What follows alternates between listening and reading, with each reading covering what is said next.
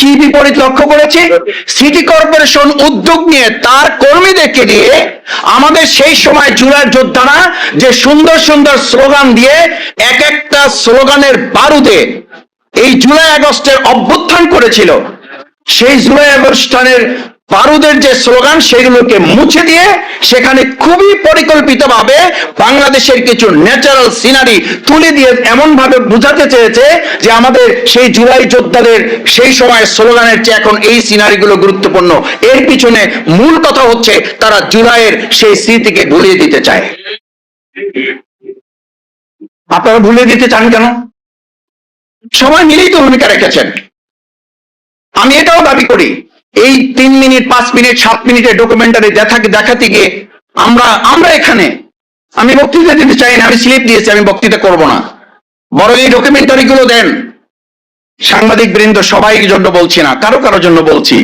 কেউ কেউ মনে করছেন একটু পরে আসলে বক্তৃতা দেন, বক্তৃতা দিলে আমরা আমাদের মূল কভারেজটা পেয়ে যাব।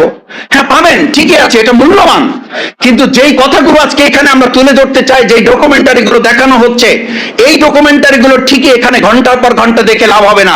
এই ডকুমেন্টারির ঐতিহাসিক দলিলগুলো আমাদের শিক্ষার্থী এবং অভিভাবকদের আগামী দিনে ধারণ করার জন্য সিলেবাসে অন্তর্ভুক্ত করা ছাড়া এর কোনো বিকল্প নাই।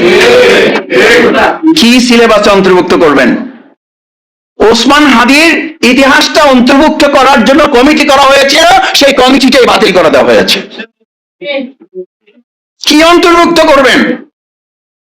অন্তর্ভুক্ত করার কোনো পরিকল্পনা তো আমরা বর্তমান সময় লক্ষ্য করছি না, বরং আমরা দেখছি, আমরা বহু আগে বলেছিলাম যে ফ্যাসিস্টের দোসর জনাব রাষ্ট্রপতি, প্রথম থেকে আমরা বলেছি, তার বক্তব্যের সময় বিরোধী দলীয় সংসদ সদস্যগণ ওয়াক আউট করেছিলেন। আপনারা অত্যন্ত হাস্যোজ্জ্বল ভাবে শুধু বক্তব্যই দেন না, আপনার টেবিল চাপিয়েছেন। আচ্ছা, তাহলে এখন তাকে বিদায় করলেন কেন? কেন এতদিন তাকে লালন পালন করেছেন?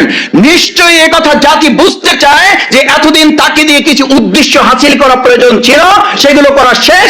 এখন তাকে ডাস্টবিনে ছুঁড়ে ফেলার জন্য আপনারা আয়োজন করেছেন, কিন্তু ডাস্টবিনে ছুঁড়ে ফেললে হবে না, জনতা আওয়াজ তুলেছে, তাকে গ্রেফতারও করতে হবে।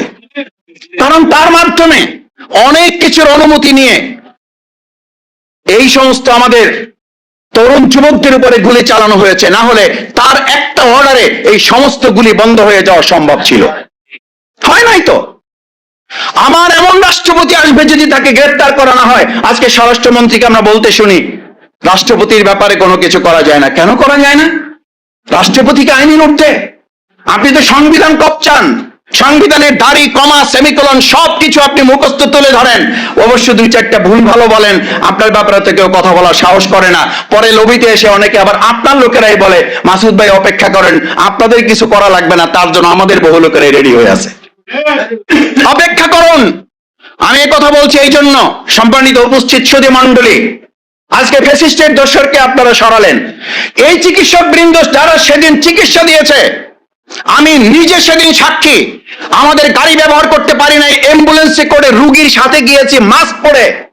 সেখানে আমাদের যে চিকিৎসকরা চিকিৎসা দিয়েছে, ওই সময় ফ্যাসিস্টের লোকেরা তাদেরকে খাগড়াছড়ি, রাঙামাটি, বান্দরবন পাঠিয়েছেন, আর এই বর্তমান নতুন সরকার এসে ওই একই চিকিৎসকদেরকে রাঙামাটি, বান্দরবন, খাগড়াছড়ি, পার্বত্য চট্টগ্রাম তাদেরকে আপনারা বদলি করে দিচ্ছেন। বোঝা যায় ওই ফ্যাসিস্ট এবং আপনাদের মধ্যে তেমন কোনো পার্থক্য নাই।